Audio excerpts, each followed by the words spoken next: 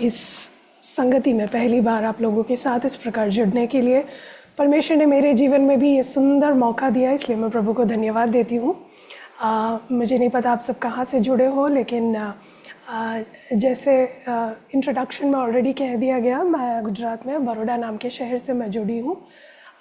यहाँ पे early morning है। मैं जानती हूँ बहुत कठिन है, अपने नींद को गवाकर, अपना रेस्ट को गवाकर हम जो इकट्ठे हुए हैं। मैं विश्वास करती हूँ ये सब कुछ जो हम कर रहे हैं, शायद हमारे बाहरी नज़रों से जब हम देखते हैं हमें शायद लगेगा हम क्यों इतना मेहनत कर रहे हैं, लेकिन मैं विश्वास करती हूँ इन सारे मेहनत के कामों का भी एक प्रतिफल देने वाला एक दिन ज़रूर होगा। उस दिन हम ये जो कुछ भी कर रहे हैं उन सब के लिए परमेश्वर की ओर से पुरस्कारों को पाने वाला एक झुंड बनकर रुकने के लिए परमेश्वर हमें मदद करे, ये मेरी प्रार्थना है। इस मीटिंग में मुझे जोजो ब्रदर के द्वारा ये एक इनविटेशन मुझे मिला।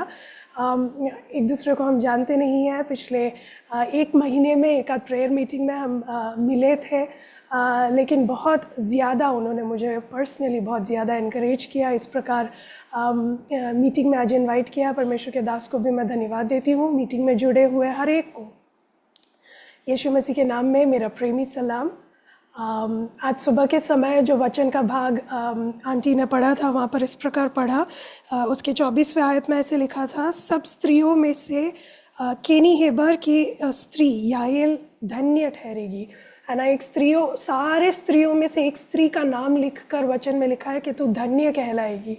उस स्त्री के बारे में यदि हम देखें, उसने बहुत सामर्थ्य में बहुत बड़ी, या उसमें बहुत कुछ हमसे अलग कोई क्वालिटी हो, ऐसा कुछ वचन में नहीं लिखा है। लेकिन एक बात उसने जो सबसे अलग किया वो ये था कि एक राजा या एक व्यक्ति को पकड़ने के लिए, एक सिसेरा को पकड़ने के लिए जब बहुत लोगों ने कोशिश की, जब एक पूरे झुंड ने कोशिश की, उनके सामने एक स्त्री जो डेरे के अंदर रहती थी, जो घर के अंदर रहती थी, शायद वो बाहर निकलकर बहुत कुछ करती थी या नहीं हम नहीं जानते, लेकिन वचन कहता है वो डेरे के अंदर रहती थी, फिर भी अंदर रहकर परमेश्वर के वाणी के लिए या परमेश्वर के वाणी के अनुसार उसने उसके जीवन के द्वारा जो काम किया, एक छोटा सा काम, बहुत बड़ा कुछ नहीं, छोटा काम, वो एक छोटे काम के लिए उसका नाम यदि पवित्र शास्त्र में लिखा गया है।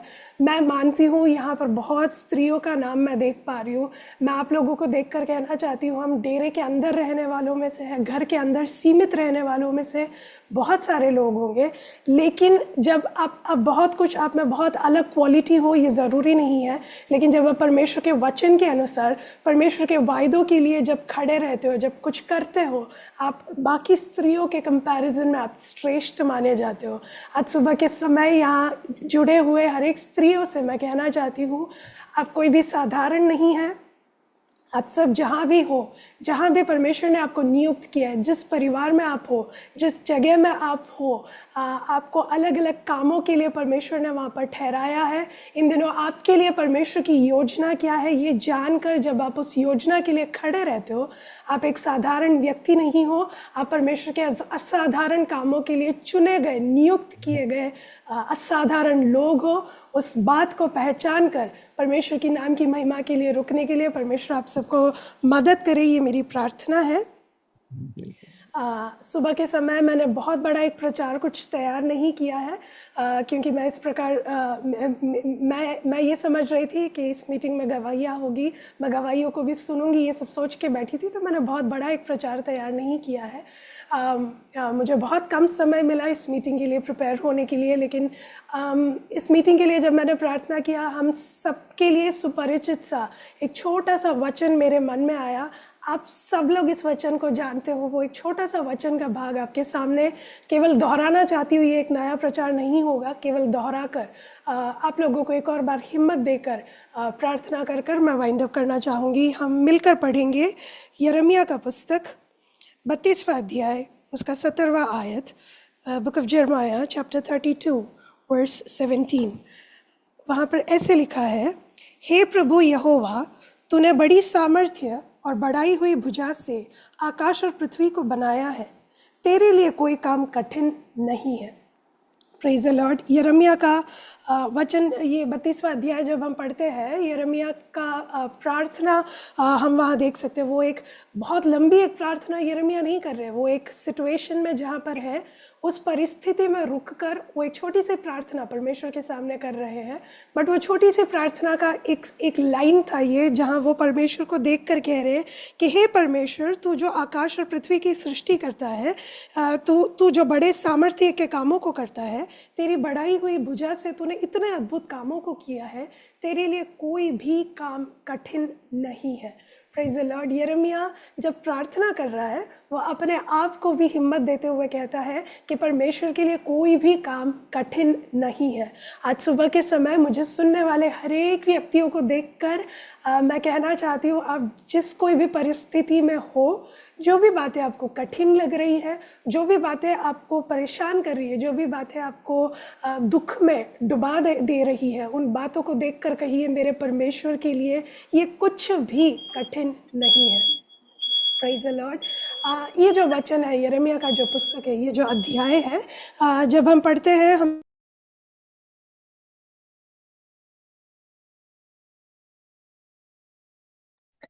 Unmute by mistake. Unmute. Okay okay okay. Praise the Lord. मुझे नहीं पता, मैंने मतलब आप लोगों ने कहा तक मुझे सुना होगा।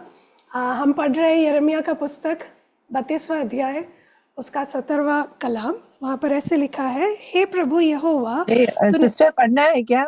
हमारे ग्रेसी आंटी रेडी है फॉर रीडिंग। जी जी पढ़िए पढ़िए प्लीज। आंटी नहीं है, चलेगी? Oh sorry. Oh that is fine. मैंने तैयार रखा है। 32वां अध्याय 17वां आयत।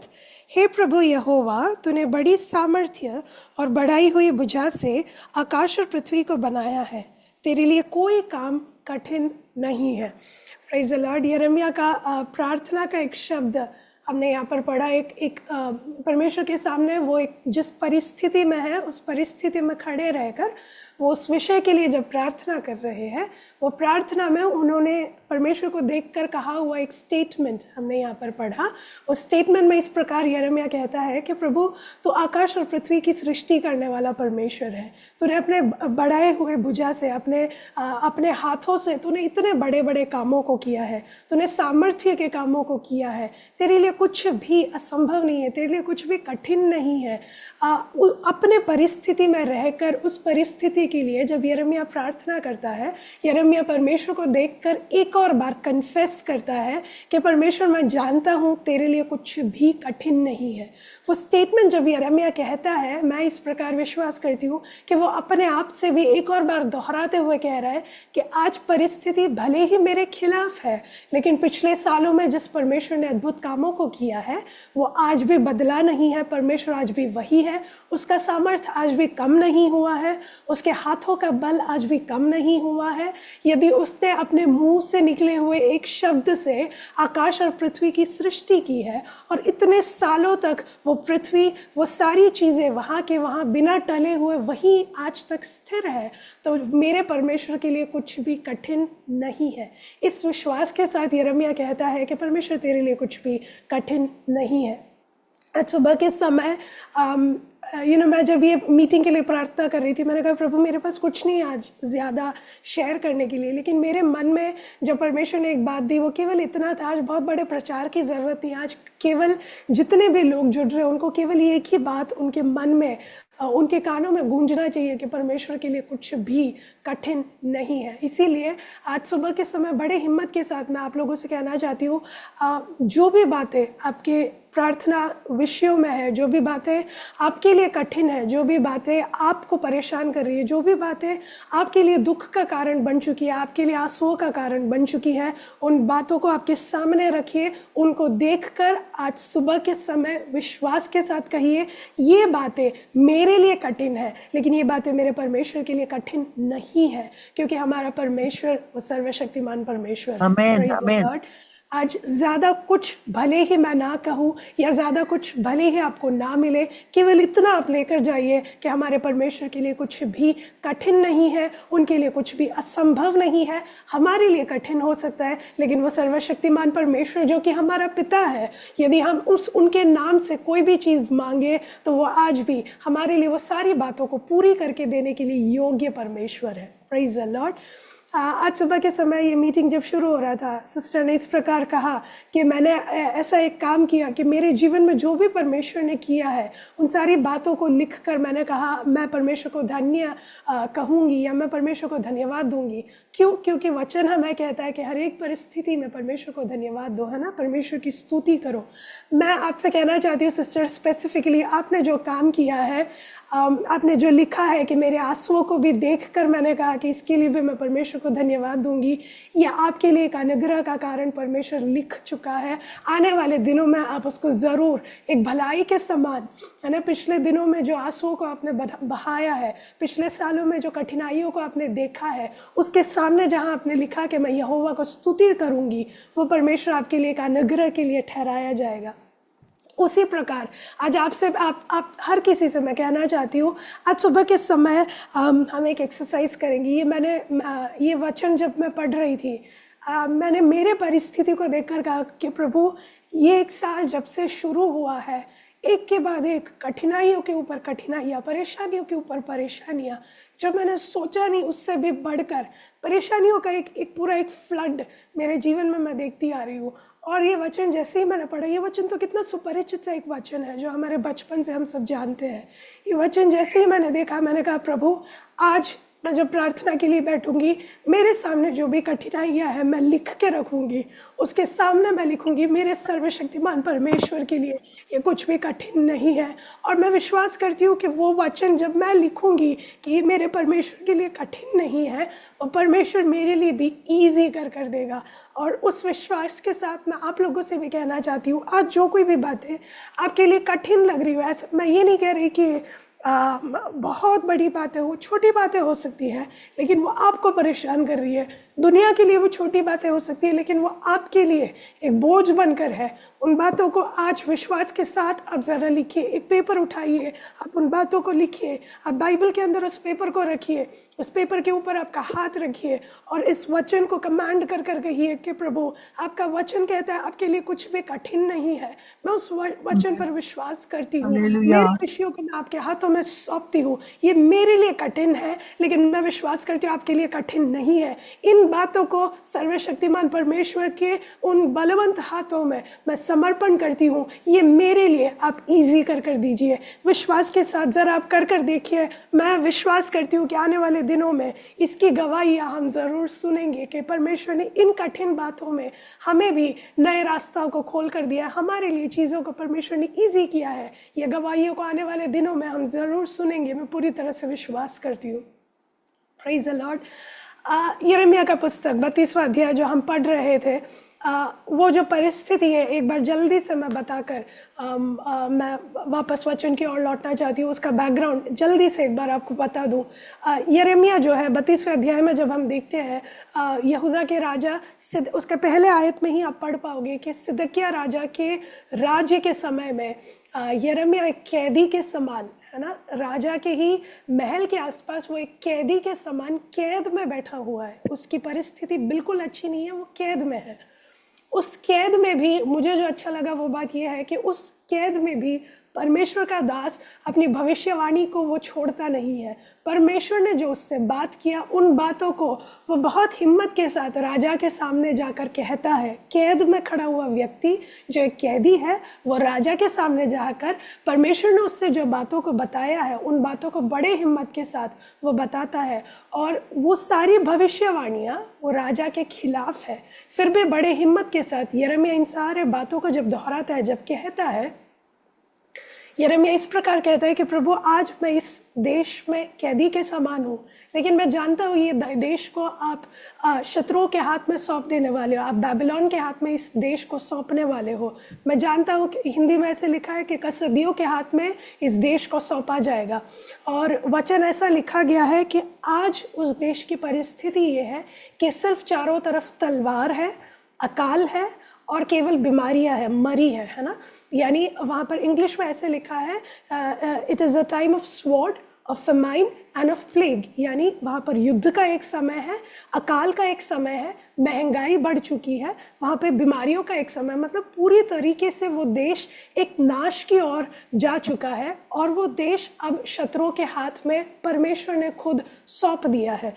ऐसे परिस्थिति में परमेश्वर यिर्मयाह से कहता है, परमेश्वर यिर्मयाह को कहता है कि एक जगह है, एक प्लॉट ऑफ लैंड है जो तू खरीद ले, और उसका जो भी तू दस्तावेज करेगा, जो भी तू वसीयत बनाए, जो भी तेरा पेपर वर्क है, उस पेपर वर्क को तू संभाल कर रख। क्यों? क्योंकि ये तेरे लिए आगे जाकर एक गवाही रहेगा कि आज भले ही ये देश पूरी तरह से निर्जन होने वाला है, पूरी तरह से शत्रु के हाथ में जाने वाला है, आज भले ही ये देश तलवार के अधीन में है, अकाल के अधीन में है, बीमारियों के अधीन में है, लेकिन तू लिख कर रख कि ये जो जगह तेरे को तूने खरीदा है, ये जगह पे फिर से घर बनेगा, इस देश में फिर से घर बनाया जाएगा, इस देश में फिर से खेती की जाएगी, इस देश में फिर से आप कुछ बोओगे और उसकी कटनी करोगे, उसका फल आप प्राप्त करोगे। यानी परमेश्वर कह रहा है, भले ही ये देश बाबिलोन के हाथ में मैंने दे दिया है, लेकिन यहाँ पर आपका अंत नहीं है।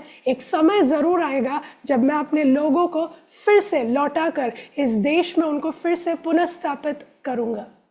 और उसके वायदे के अनुसार परमेश्वर यिर्मयाह को कहता है कि तू एक जगह खरीद, उसका जो भी दस्तावेज है तो उसको लोगों के सामने दिखाकर बोल कि इस देश में फिर से परमेश्वर हमें रिस्टोर करेंगे, फिर से हमें पुनर्स्थापित करेंगे। और जब हम वचन पढ़ते हैं, आज भी हम जानते हैं कि परमेश्वर का वचन कुछ भी, उनकी एक भी वाणी, उनका एक भी वायदा वो खाली नहीं गया है। परमेश्वर ने यहूदियों से जो वचन, जो वायदा दिया, उस वायदे के अनुसार भले ही वो शत्रुओं के हाथ में सौंपा दिए गए कुछ समय के लिए, नियमित समय के लिए, परमेश्वर ने उन्हें शत्रुओं के हाथ में सौंपा ज़रूर, लेकिन वहाँ पर उनका अंत नहीं हुआ। वो फिर से अपने देश को लौटे, वो फिर से अपने घरों को बसाए, वो फिर से ज़मीन में खेती करने लगे, वो फिर से चीज़ों को बोने लगे, उसका फल वो लोग प्राप्त करने लगे। देखिए, वहाँ पर हम देखते हैं ऐसे परिस्थिति में यिर्मयाह प्रार्थना कर रहा है, और प्रार्थना में वो अपने परिस्थिति को पूरी तरह से परमेश्वर के सामने लिख कर कह रहा है कि परमेश्वर देखो, ये देश पूरी तरह से बाबिलोन के हाथ में जा चुका है। आज हमारे चारों तरफ हम सिर्फ तलवार देख रहे हैं, हम सिर्फ अकाल देख रहे हैं, हम सिर्फ महंगाई बढ़ता हुआ देख रहे हैं, हम सिर्फ बीमारियों को देख रहे हैं। लेकिन इस परिस्थिति के बीच में भी हे परमेश्वर यहोवा, तेरा सामर्थ्य कम नहीं हुआ है। हे परमेश्वर यहोवा, तेरा हाथ जो तो पिछले सालों में, पिछले दिनों में, पुराने समय में अपने बच्चों के लिए तूने अपने हाथ को बढ़ाकर जो अद्भुत कामों को किया है, वो आज भी कोई भूला नहीं है। यदि कल आप उन अद्भुत कामों को कर सकते थे, तो आज भी आपका सामर्थ्य कम नहीं हुआ है। ये सब कुछ कहकर यिर्मयाह खुद अपने प्रार्थना में परमेश्वर से कहता है कि परमेश्वर, तेरे लिए कोई भी काम कठिन नहीं है। देख रहे हो, एक भक्त का विश्वास है, वो उसका परिस्थिति अच्छा होकर वो नहीं कह रहा कि परमेश्वर तेरे लिए कठिन नहीं है कुछ भी। वो उसके बुरे परिस्थिति में खड़े रहकर कह रहा है कि परमेश्वर, हम जानते हैं आपके लिए कुछ भी कठिन नहीं है। इसीलिए मैं आप लोगों को देखकर कहना चाहती हूँ, आपका परिस्थिति सुधरने के बाद आप परमेश्वर को धन्यवाद देने मत बैठिए। आपका परिस्थिति सुधरने के बाद, आपके प्रार्थना का उत्तर मिलने के बाद, आपके बच्चे सब अच्छे जगह पर सेटल होने के बाद, परमेश्वर हम आपको धन्यवाद देंगे, ये बोलकर आप मत बैठिए। आप उसके बाद मैं गवाही दूंगी कि परमेश्वर ने मेरे लिए अद्भुत कामों को किया। नहीं, वो नहीं है विश्वासी जीवन। विश्वासी जीवन ये है कि आपके प्रार्थनाओं के विपरीत जब आपकी स्थिति है, प्रार्थनाओं के विपरीत जब आपकी ज़िंदगी चल रही है, कल ही की बात है कि मैं इस प्रकार मैं परमेश्वर से कह रही थी कि प्रभु, मुझे ये साल दिया हुआ वचन सब कुछ ये कहता है कि विश्वास के साथ तो बोल, उन बातों को मैं पूरा करूँगा। ये मुझे इस साल परमेश्वर ने दिया हुआ एक प्रॉमिस है कि आप विश्वास के साथ जो भी चीज़ें अपने मुंह से कहोगे, उन बातों को मैं एक भविष्यवाणी के समान पूरा कर दूंगा। और ये मैं दूसरों के लिए जब भी ये प्रचार करती हूँ, मैंने देखा दूसरों के जीवन में ये उस प्रकार हो रहा है, लेकिन मेरे जीवन में मैंने देखा, मैं जो कुछ भी बोल रही हूँ, मैं जो कुछ भी प्रार्थना कर रही हूँ, उसके विपरीत सिर्फ मेरे जीवन में चीज़ें बहुत कुछ मेरे खिलाफ होते हुए होकर जाता हुआ मैं अपने आंखों से जब देख रही थी। कल रात को मैंने परमेश्वर से कहा कि प्रभु, इतने परिस्थिति में भी आप मुझसे कह रहे हो कि मैं ये वचन बांटूं कि परमेश्वर के लिए कुछ कठिन नहीं है, जबकि मेरी परिस्थिति आज बहुत कठिन है। वहाँ परमेश्वर ने मुझसे ये कहा कि सब सुधरने के बाद बोलना बहुत आसान है। वो कोई भी कह सकता है कि परमेश्वर ने मेरे परिस्थितियों को सुधार दिया है, लेकिन जब आपकी परिस्थिति बुरी है, जब आपकी परिस्थिति आपके खिलाफ है, उसमें यदि आप कन्फेस कर सकते हो कि इस परिस्थिति में भी मेरा परमेश्वर मेरे लिए अद्भुत कामों को कर सकता है, वो एक विश्वासी के लिए उसके विश्वासी लेवल में, उसके फेथ के लेवल को बढ़ाने वाली एक बात है। इन दिनों परमेश्वर हम सबसे यही चाहता है। हम जो कि विश्वासियों के लेबल में गिने जाते हैं, हम कई बार केवल नाम के लिए विश्वासी है ना। हमारे जीवन में जब विश्वास करने की बात आती है, हम परमेश्वर से पूछते हैं कि प्रभु मेरे साथ क्यों ऐसा। हम कई सवालों को परमेश्वर के सामने करते हैं। आज सुबह के समय आप लोगों को देखकर, भले मैं आप लोगों को देख नहीं पा रही, मैं कैमरा की ओर देखकर, हर एक की आंखों में देखकर मैं कह रही हूँ, सब सुधरने के बाद, परिस्थिति अच्छा होने के बाद धन्यवाद देना, परिस्थिति अच्छा होने के बाद परमेश्वर ने अद्भुत कामों को किया बोलना, ये बहुत आसान है। लेकिन जब परिस्थिति आपके खिलाफ है, जब आपके प्रार्थनाओं के विषय आपके खिलाफ खड़ी है, जब आपके लिए दिए गए वायदा आज के परिस्थिति के खिलाफ है, उस परिस्थिति में खड़े रहकर, इसीलिए मैंने सिस्टर आपसे कहा कि आज जो आपने धन्यवाद कर लिखा है वो आपके लिए एक अनुग्रह परमेश्वर ठहराएगा। आज भले आपको नहीं लग रहा, लेकिन आने वाले कल में आप जरूर गवाही दोगे कि ये मेरे लिए अनुग्रह बना है। और मैं वो विश्वास के साथ आप में से हर एक को देख कर कहना चाहती हूँ, आज आप उठिए। परिस्थिति कैसे भी हो, इट डजंट मैटर। उन परिस्थितियों को आप बिल्कुल ध्यान मत दीजिए। आप सब कुछ सुधरने के बाद धन्यवाद देने मत बैठिए, वो नहीं सुधरेगा। आप आपके इस परिस्थिति में, इस कठिनाई में, इस मुश्किल में, इस आंसू में, है ना, आपके बच्चों के विषय में जो आप टेंशन लेकर बैठे हो, आपके नौकरी के क्षेत्र में आप जो टेंशन लेकर बैठे हो, आपके ऊपर जो बहुत बड़ा बोझ है, आपके हर एक अवस्थाओं में ना, आत्मिक तौर में, हमारे देश में जो चीजें चल रही, सब कुछ देखकर हम जो भी टेंशन लेकर बैठे, जो भी बोझ को उठाकर हम दबे हुए बैठे हैं, वचन कहता है अपने बोझ को यहोवा के ऊपर डाल।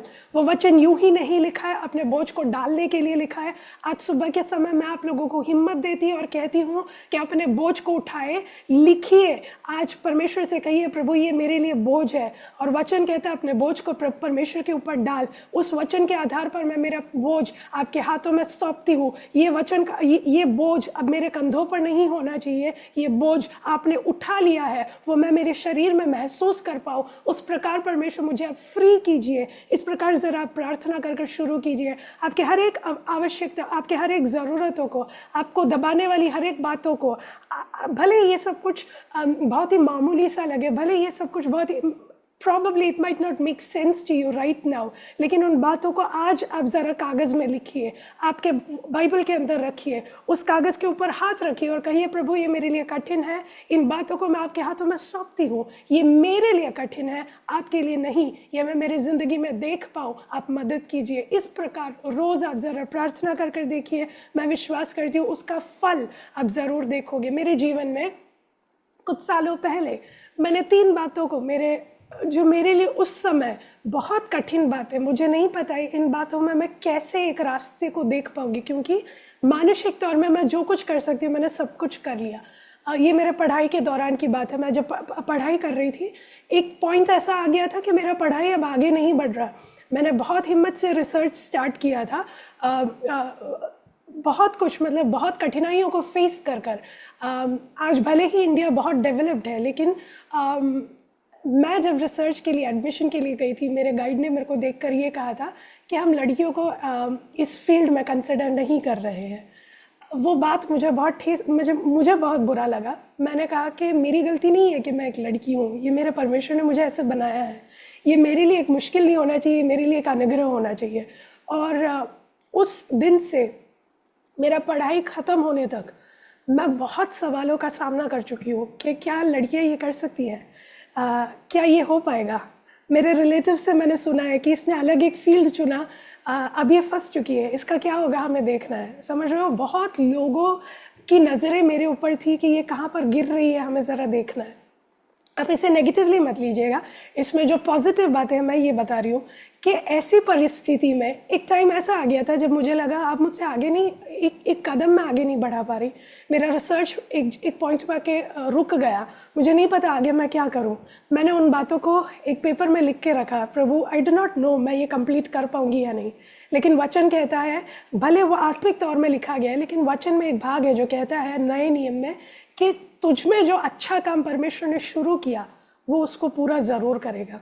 वो वचन को मैंने उठाया, मैंने कहा परमेश्वर मैंने ये काम शुरू किया, लेकिन आज मैं बीच में आकर फंसी हूँ, बहुत लोगों की नज़रें मुझ पर है, बहुत बातें मेरे खिलाफ उठ रही है, लेकिन वचन कहता है तुझ में जो अच्छा काम मैंने शुरू किया मैं उससे पूरा करूँगा। और मेरा पढ़ने का एक कारण था, ये मैं जनरली एक पब्लिक प्लेटफॉर्म में नहीं बोलती, लेकिन मेरे बचपन से मेरे मन में परमेश्वर ने दिया हुआ एक बात था। मैं बीच में 5 समय जानती हूँ, समय बहुत आगे बढ़ गया, ये मैंने जो आज वचन शेयर करने वाली थी उससे अलग ट्रैक में परमेश्वर मुझे लेके जा रहा है, लेकिन मैं जानती हूँ कुछ लोगों के लिए ये मैं बातों को बोल रही हूँ, मैं पूरी तरह से विश्वास करते हुए उस प्रकार पवित्र आत्मा मुझे जैसे गाइड कर रही है मैं बता रही हूँ। ये कुछ भी मैंने कभी किसी भी पब्लिक प्लेटफॉर्म में नहीं कहा है, क्योंकि मैं जब भी वचन बांटने जाती हूँ मैं मेरी बातें कभी बहुत ज़्यादा नहीं शेयर करती, मैं हमेशा वचन में सीमित रहना पसंद करती हूँ, क्योंकि परमेश्वर का नाम ऊंचा उठना चाहिए। लेकिन आज मैं कहना चाहती हूँ, मेरे बचपन से परमेश्वर ने मुझे दिया वो एक बोझ था कि मेरे नाम के आगे एक डेजिग्नेशन होना चाहिए डॉक्टर का। क्यों? इसलिए नहीं कि दुनिया मुझे आदर करे, बल्कि मैं बीच में 5 साल केरल में थी और मैंने ये देखा कि मेरे आसपास मैंने देखा, हर कोई ऐसा है मैं नहीं कह रही, मेरे आसपास मैंने ऐसे देखा घर में जो एकदम वीक चाइल्ड है ना, जो पढ़ने में आगे नहीं है, मैंने मेरी आंखों से देखा, मैंने मेरे कानों से सुना। कुछ लोग ऐसे कहते हैं इससे तो कुछ नहीं होगा, इसको हम 10th के बाद बाइबल कॉलेज में भेज देंगे, इसको हम परमेश्वर की सेवकाई के लिए भेजेंगे। वो मुझे बहुत ठेस पहुंचा, वो मुझसे रिलेटेड बात नहीं है, किसी और के लिए है, लेकिन मुझे बहुत बुरा लगा, क्योंकि वचन कहता है जब परमेश्वर के लिए आप दे रहे हो सबसे श्रेष्ठ चीज़ दो, है ना। और मैं मेरे चारों तरफ विश्वासी परिवारों में देख रही हूँ कि जो बच्चा पढ़ने में बहुत स्मार्ट नहीं है या जिसमें लोगों को लग रहा है कि इसमें कोई गुण नहीं है, उनको देखकर उन्हीं के परिवार के लोग बोल रहे हैं इसको बाइबल कॉलेज में भेज देंगे। वहाँ मेरे मन में ऐसे एक बात आया कि प्रभु मेरे नाम के आगे एक डॉक्टर चाहिए, इसीलिए नहीं कि मेरे फिनेंशियल गेन के लिए या मेरे प्रॉफिट के लिए नहीं, बल्कि कल को मैं जितना पढ़ सकूँ उतना पढ़ूँ, मेरे नाम के आगे एक डेसिग्नेशन हो और मैं आपकी सेवकाई कर पाऊँ, ताकि कोई बंदा मुझे देखकर ये ना कहे कि इसमें कोई खूबी नहीं थी इसीलिए ये परमेश्वर की सेवकाई के लिए आई, बल्कि मुझसे जितना हो सके मैं पूरा कर कर स्टिल मैं आपकी सेवकाई कर रही हूँ, इस प्रकार दूसरों के लिए एक एग्जाम्पल बन पाऊँ, उसके लिए आप मेरी मदद कीजिए। इस प्रार्थना के साथ मैंने मेरा रिसर्च शुरू किया। आप समझ रहे हो, ये मेरे कोई गेन के लिए नहीं था, मेरी एक इच्छा, एक छोटी सी इच्छा, वो मेरे बचपन में मेरे मन में आया था, वो इच्छा के लिए मैंने रिसर्च स्टार्ट किया। मेरा सारा काम हो गया, 5 साल के मेहनत के बाद मुझे पता चला अब आगे कुछ हो नहीं रहा है, मैं क्या करूं। उस समय मैंने मेरे बाइबल के अंदर एक पेपर लिया, मैंने लिखा प्रभु ये मेरे लिए कठिन है, मुझे नहीं पता कि मैं ये कैसे कंप्लीट करूं, लेकिन मैंने ये क्यों शुरू किया ये आप जानते हो और कोई भी इंसान नहीं जानता, आप जानते हो। इस बात को आपके हाथों में सौंपती हूँ। मैंने 3 बातें एक पेपर में लिखा, रोज़ जब भी मैं बाइबल खोलती हूँ उस पेपर पे हाथ रखकर मैंने कहा प्रभु ये मेरे लिए डिफ़िकल्ट है, ये मेरे लिए कठिन है, लेकिन ये आपके लिए कठिन नहीं है, इन बातों को आपके हाथों में सौंपती हूँ। जहाँ मुझे लगा कि ये स्टॉप हुआ है, जैसे ही मैंने परमेश्वर के हाथों में चीज़ों को सौंपना शुरू किया, वहाँ से मैंने एक चेंज आते हुए देखा। मैंने कुछ भी नहीं किया, मेरे लिए परमेश्वर ने एक के बाद एक चीज़ों को पूरा किया। आज मेरे नाम के आगे एक डॉक्टर का साइन परमेश्वर ने लगवाया। हालेलुया। ये मेरी महिमा के लिए मैं नहीं कह रही, मैं जनरली कहीं पर भी मोस्टली मैं वो नाम के आगे वो डेजिग्नेशन नहीं लगाती, लेकिन फिर भी आज जहाँ पर भी सेवकाई का मौका मिलता है मुझे ऐसा हमेशा फील होता है। मैं हमेशा ये एक वचन जो कोरिन्थियों की पत्री में है जो कहता है कि परमेश्वर ने बलहीन पात्रों को चुना था कि बलवंत चीज़ों को लज्जित किया जाए, है ना। जो जिनमें बुद्धि नहीं है, निर्बुद्धि है, उसको परमेश्वर ने चुना था कि बुद्धि जिनके पास है उनको लज्जित किया जाए। मैं हमेशा मेरे प्रचार में ये गवाही देती हूँ कि परमेश्वर ने मुझे भी उसी प्रकार चुना है। मुझ में कोई खूबी नहीं है, लेकिन परमेश्वर ने मुझे इस लायक बनाया कि कोई लोगों के सामने एक एग्जाम्पल बनो कि परमेश्वर के लिए जब दिया जाए, आप कैसे भी दो, परमेश्वर उस चीज़ को कन्वर्ट कर कर एक महिमा का पात्र ज़रूर बनाता है। और उसी विश्वास के साथ आपको देखकर कहना चाहती हूँ, लोग आपको देखकर जो भी बातें कहें उन बातों को लिख कर रखिए। इन दिनों इस साल मैंने ये काम शुरू किया है, हर रोज़ मुझसे नहीं होता, लेकिन हर सैटरडे मैं संडे प्रेयर से पहले मैं सैटरडे को बैठकर प्रार्थना करती हूँ। प्रार्थना के बाद परमेश्वर जो भी मुझसे शेयर करते हैं उन बातों को मैं मेरे बुक में लिखती हूँ। उसके नीचे मैं लिखती हूँ, प्रभु ये एक स्टेटमेंट मेरे खिलाफ है, उस बात को आपके हाथों में सौंपती हूँ। इन दिनों बहुत उटपटांग सी चीज़ें मैंने लिख कर रखी है, वो मेरे और परमेश्वर के बीच का एक कॉन्वर्जेशन है, लेकिन वहाँ पर मैंने अपने पर्सनल प्रेयर में जो बातों को लिखा वो मेरे ऑफिस में होता हुआ देखने के लिए, जो सालों से चेंज नहीं हुआ है, वो मैं जब से ये लिखना शुरू किया उसके चेंजेस मेरे ऑफिस में देखने के लिए, उसके चेंजेस मेरे आसपास के ज़िंदगियों में देखने के लिए परमेश्वर ने मुझे मौका दिया। तो इसीलिए विश्वास के साथ, हिम्मत के साथ आज सुबह के समय आप लोगों से कहना चाहती हूँ, आपके लिए जो कठिन है, आपके खिलाफ जो बातें आप सुन रहे हो, जो भी परिस्थिति में आप हो, यदि आप परमेश्वर के वाणी को सुनकर परमेश्वर के वचन के अनुसार आप खड़े हो, मैं आपको हिम्मत देती हूँ कि परमेश्वर आपके साथ है। पूरी दुनिया आपको अकेला कर दे, इट इज़ ओके। आप आज से लिखना शुरू कीजिए, प्रभु ये मेरे लिए मुश्किल है, आपके हाथों में सौंपती हूँ, आप मदद कीजिए। अब जरूर अद्भुत कामों को देखेंगे। एक ये जब यिर्मयाह ये जब प्रार्थना करता है, उसके 27वें आयत में परमेश्वर उसको उत्तर देता है। परमेश्वर कहता है, परमेश्वर उससे एक सवाल करते हुए एक उत्तर देता है। वहाँ पर इस प्रकार लिखा है, परमेश्वर खुद यिर्मयाह से कहता है, मैं तो सब प्राणियों का परमेश्वर यहोवा हूँ, क्या मेरे लिए कोई भी काम कठिन है? देखो, एक भक्त जब परमेश्वर से कहता है कि परमेश्वर आपके लिए कठिन नहीं है, परमेश्वर से उसका उत्तर देता है और कहता है कि मैं इस प्रकार सोचती कि यिर्मयाह को देखकर परमेश्वर कह रहा है कि तू क्यों टेंशन ले रहा है, तू क्यों बोझ को उठाया है? क्या मेरे लिए कुछ कठिन है? क्या मेरे लिए कुछ भी असंभव है? कुछ भी परमेश्वर के लिए असंभव नहीं है। वो सारे प्राणियों का सृष्टिकर्ता परमेश्वर है। मैं मेरे शब्दों को बहुत जल्दी विराम देना चाहती हूँ। एक एग्जाम्पल देकर मैं रोकना चाहती हूँ। उत्पत्ति का पुस्तक उसके 18वें अध्याय में हम इस प्रकार देखते हैं, 18वां अध्याय उसका 14वां आयत, वहाँ पर हम ऐसे देखते हैं। हाँ आंटी आई है, Genesis chapter 18 verse 14। Aunty Genesis chapter 18 verse 14। Aunty फिर से चली गई। ग्रेसी आंटी म्यूट हो गई है। आप लोगों से मार्ता सिस्टर आप पढ़ लीजिए, फिर कोई भी। ओके, मैं पढ़ लेती हूँ जेनेसिस चैप्टर 18 वर्स 14। हाँ सिस्टर, 18 का 14 18 का 14। 14। हाँ। क्या यहोवा के लिए कोई काम कठिन है? नियत समय में अर्थात वसंत ऋतु में मैं तेरे पास फिर आऊंगा और सारा के पुत्र उत्पन्न होगा। Praise the Lord. देखिए उत्पत्ति के पुस्तक में परमेश्वर ने अब्राहम को एक वायदा दिया। बहुत सालों से वो वायदे के लिए वो लोग वेट कर रहे हैं, लेकिन एक समय ऐसा आया जब 3 स्वर्गदूतों को परमेश्वर ने अब्राहम के तंबू के पास भेजा, और उन स्वर्गदूतों ने जब फिर से उस भविष्यवाणी को दोहराया और कहा कि अगले साल सारा के द्वारा तुम्हें एक पुत्र दिया जाएगा, तब हम इस प्रकार पढ़ते हैं कि तंबू के अंदर जाकर सारा हंसने लगी, है ना। हम में से कई सारे लोग कई बार भविष्यवाणियों को सुनकर परमेश्वर कल क्या होगा ये सब सोचकर हम भी हंसते हैं, लेकिन परमेश्वर ने 70वें अध्याय में ऐसा एक वचन अब्राहम को और सारा को दिया जो ऐसे लिखा था कि मैं सारा के द्वारा तुम्हें एक पुत्र दूंगा, उस पुत्र का नाम तुम इजहाक रखोगे, है ना। इजहाक नाम का मतलब है हंसी, खुशी से निकलने वाली एक हंसी। मैं उस बात को, मैं जब वो वचन पढ़ रही थी, मुझे ऐसे समझ में आया, जब परमेश्वर ने एक वाणी सारा को दिया, सारा अपने तंबू के अंदर जाकर वो हंसी कि परमेश्वर ये अब कैसे पॉसिबल है, मेरा जो उम्र है इतना बढ़ चुका है, इस बुढ़ापे में आप मुझे एक पुत्र दोगे, ऐसा एक सौभाग्य आप दोगे। सोच कर वो हंसने लगी, ये कैसे होगा, सोच कर वो अपने आप में हंसने लगी।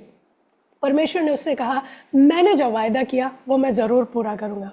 उस बच्चे को तो अपने हाथ में उठाएगी तो उसका नाम रखेगी इजहाक, जिसका मतलब है हंसी, खुशी से निकलने वाली हंसी।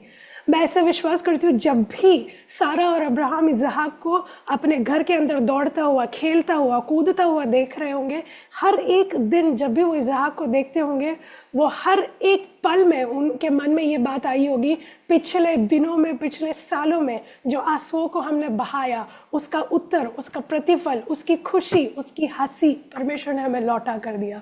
वो हर एक दिन जब इसहाक को देखते थे, उनको ये बात उनके मन में हमेशा आता था, उस दिन परमेश्वर ने वायदा किया, हमने हंसा, लेकिन उस हंसी को परमेश्वर ने नेगेटिवली नहीं लिया। उस हंसी के बदले हमारे गोद में भी एक हंसी का मौका परमेश्वर ने दिया। मेरे प्रिय, आज सुबह के समय आपसे कहना चाहती हूँ, आज जो आपके लिए बोझ है, जो आपके लिए कठिनाई है, परमेश्वर के हाथों में सौंपिए। आज भले वो आपके लिए आंसुओं का कारण है, कल के दिन, एक कल जो परमेश्वर का नियुक्त वचन में ऐसे आंटी ने पढ़ा, जो नियुक्त समय है, एक अपॉइंटेड टाइम है, हर एक चीज़ के लिए एक अपॉइंटेड टाइम है। हबक्कुक का पुस्तक भी यही कहता है कि दर्शन का एक समय, नियुक्त समय है, उसकी समाप्ति की ओर दौड़ रहा है ना। तो हर एक बात का एक समय परमेश्वर ने रखा है, उस समय में परमेश्वर की इच्छा के अनुसार बातें ज़रूर पूरा होंगी। लेकिन आज जो आपको दुख है, जो दर्द है, जो आंसू है, वो परमेश्वर के हाथों में सौंपिए। कल के लिए वो खुशी का कारण होगा, वो हंसी का कारण होगा, क्योंकि वचन कहता है धार्मिक जन के तंबू के अंदर जय जयकार की घोषणा को हम सुनेंगे। यदि हम धार्मिक हैं, यदि हम परमेश्वर पर विश्वास करते हैं, हमारे परिस्थितियों में भी हम ज़रूर एक खुशी को, एक हंसी को हमारे आंखों के द्वारा हम ज़रूर देखेंगे। आज सुबह के समय आप लोगों से मैंने बहुत बड़ा एक प्रचार आज नहीं किया, मैंने बहुत वचनों को आपके हाथों में नहीं दिया है। आप सबके लिए सुपरिचित एक वचन मैंने दिया है, केवल इतना कि हमारे परमेश्वर के लिए कुछ भी कठिन नहीं है। आपको जो भी तकलीफें हैं, जो भी मुसीबतें हैं, जो बोझ है, आप लिखिए, उन बातों के ऊपर हाथ को रखकर कहिए, वचन कहता है परमेश्वर के लिए कठिन नहीं है, जो परमेश्वर ने वायदा दिया है वो इसे पूरा करने के लिए योग्य है। इस प्रकार आप प्रार्थना कीजिए। मैं विश्वास करती हूँ आपके प्रार्थना के शब्दों का उत्तर परमेश्वर एक हंसी के समान, एक खुशी के समान ज़रूर आपको लौटा कर देंगे। आज सुबह के समय आप सबको देखकर मैं विश्वास के द्वारा प्रार्थना करती हूँ आप लोगों के लिए कि आज जो भी चीज़ें आपको दबा रही है, जो भी चीज़ें आपके कंधों में एक बोझ बनकर बैठी है, आपके प्रार्थनाओं के विषय में जो भी आपके खिलाफ है, सब कुछ परमेश्वर के अनुग्रह करके आपको लौटा कर दे, ये मेरी प्रार्थना है। आप आइए, हमारे आंखों को हम बंद करें। मैं एक सेकेंड आप लोगों के लिए प्रार्थना कर मैं समाप्त करना चाहती हूँ। हमारे आंखों को हम बंद करें, हम मिलकर एक साथ विश्वास के द्वारा, मैं भले यहाँ बैठकर प्रार्थना कर रही हूँ, आप अपने कमरों में बैठकर आपके विषयों को जरा मन में रखकर परमेश्वर से कहिए, प्रभु ये मेरे लिए मुश्किल है, ये बातों को आपके हाथों में सौंपती हो। विश्वास के साथ मेरे साथ आप भी प्रार्थना कीजिए। आइए हम प्रार्थना करें। सर्वशक्तिमान परमेश्वर, सुबह के समय आपके नाम में हम इकट्ठा हुए हैं। परमेश्वर, पिछले रात हम सोए, अच्छी नींद आपने हमें दी, सुबह के समय आपने हमें उठाया। मैं विश्वास करती हूँ परमेश्वर कि भले इतना तकलीफों के बीच में हम सुबह उठकर जो आपके सन्निधान में आए हैं, ये एक अनुग्रह का कारण है। इसका बदला आप हमारे लिए ज़रूर दोगे, हम विश्वास करते हैं परमेश्वर। आज इस मीटिंग में जुड़े हुए हर एक व्यक्तियों को आपके हाथों में सौंपते हैं परमेश्वर। उनकी प्रार्थनाओं के विषयों को आपके हाथों में सौंपते हैं। उन्हें दबाने वाली बातें, उन्हें परेशान करने वाली बातें, उनके ऊपर जो बोझ बनकर बातें हैं, वो सब कुछ आपके हाथों में सौंपते हैं। जो लोग उनके खिलाफ कहते हैं, उन बातों को आपके हाथों में सौंपते हैं। उनके आत्मिक जीवन में, उनके सेवकाई में, उनके नौकरी के क्षेत्र में, उनके पारिवारिक जीवन में, परमेश्वर उनके बच्चों के भविष्य में, हर एक जगह में जहाँ पर भी वो लोग परमेश्वर चिंता को लेकर बैठे हैं, उन विषयों को आज सुबह के समय हम विश्वास के साथ आपके हाथों में सौंपते हैं। वचन कहता है कि आप सामर्थ्य से भरे हुए कामों को करने वाले परमेश्वर हो। वचन कहता है कि आप अपने बलवंत हाथ को लंबा कर कर अपने बच्चों के लिए उत्तर देते हो। आज सुबह के समय जब हमारे विषयों को हम आपके हाथों में सौंपते हैं, अपने हाथ को आप बढ़ाइए, हम प्रार्थना करते हैं। हम सब अलग अलग जगहों से जुड़े हैं, अलग अलग परिस्थितियों में है परमेश्वर, लेकिन हम सब के परिस्थितियों को, हमारे छुप कर हम रोने वाले आंसुओं को, हमारे प्रार्थनाओं के कमरे में हम घुटनों को टेक कर जो हमारे आंखों से आंसू गिरते हैं, एक एक बूंद का परमेश्वर आपके पास अकाउंट है, आज उन सारे बातों को आपके हाथों में सौंपते हैं। परमेश्वर इन सब का एक प्रतिफल, एक उत्तर आप दीजिए, हम प्रार्थना करते हैं। हमारे बोझ को जब हम आपके हाथों में सौंपते हैं, हम जानते हैं कि आप भी हमें देख कर कह रहे हो कि परमेश्वर के लिए कुछ भी कठिन नहीं, कुछ भी असंभव नहीं, कुछ भी आपके लिए मुश्किल नहीं। हमारे मुश्किल बातों को आपके हाथों में सौंपते हैं, अद्भुत कामों का हमारे आंखों से हम देख पाए। आज से परमेश्वर इस प्रार्थना में जुड़े हुए लोग जो भी विश्वास के द्वारा अपने बातों को आपके हाथों में सौंप कर जब प्रार्थना करें, आने वाले दिनों में बहुत लेट हुए बिना परमेश्वर उनके विषयों का उत्तर आप वो देखकर परमेश्वर आने वाले दिनों में उसके गवाहियों को हम सुन पाए, हमारे कानों से हम सुन पाए। आप मदद कीजिए, हम प्रार्थना करते हैं। जैसे आपने जकरिया से कहा कि देख तेरे प्रार्थना का उत्तर आ चुका है, ठीक उसी प्रकार आज हमारे विषयों को जब हम आपके हाथों में सौंपते हैं, हम उसी उत्तर को आपसे एक्सपेक्ट करते हैं कि हमारा उत्तर बहुत जल्दी हमारे हाथ में आ जाए और हम अय्यूब के समान कह पाए कि मैं मेरे आंखों से मेरे उद्धार को मैं देखूंगा। हम जिस विषय में फंसे हुए उस विषय के अंदर का उद्धार भी हमारे आंखों से हम देख पाए, हमारे कानों से उसके छुटकारे को हम सुन पाए। अब मदद कीजिए, हम प्रार्थना करते हैं। इस प्रेयर लाइन को आपके हाथों में सौंपते हैं, जुड़े हुए हर एक को आपके हाथों में सौंपते हैं, सारे आंटियों को आपके हाथों में सौंपते हैं, जो भी प्रार्थना में जुड़े हैं, जो वचन पढ़ने में सहायता कर रहे हैं, जो इस मीटिंग को लीड कर रहे हैं, जो भी परमेश्वर के दास गण इस मीटिंग में जुड़े हैं, हर एक को आपके हाथों में सौंपते हैं। खास करके हम सारे लेडीज के लिए प्रार्थना करते हैं। याएल के समान परमेश्वर, हम डेरे के अंदर रहने वाले लोग हैं, लेकिन इस डेरे की सीमा में रहकर भी हम आपके नाम की महिमा के लिए रुक पाए। हम भी बाकी स्त्रियों के समान साधारण है, लेकिन हमें जब आप देखो, आप कह पाओ कि ये साधारण नहीं, ये मेरे लिए चुना हुआ एक पात्र है, कह पाओ ऐसी एक गवाही हमारे लिए भी हो। आप मदद कीजिए, हम प्रार्थना करते हैं। अपने आप को, हमारे सारे विषयों को आपके हाथों में सौंपते हैं। अद्भुत कामों को हम जरूर देख पाए, सारे विषयों को जिंदा परमेश्वर यीशु मसीह के नाम से मांगते हैं। सुन और ग्रहण कीजिए स्वर्गीय पिता। आमीन। आमीन, आमीन, आमीन। Thank you so much. May God bless you all. Thank you. हम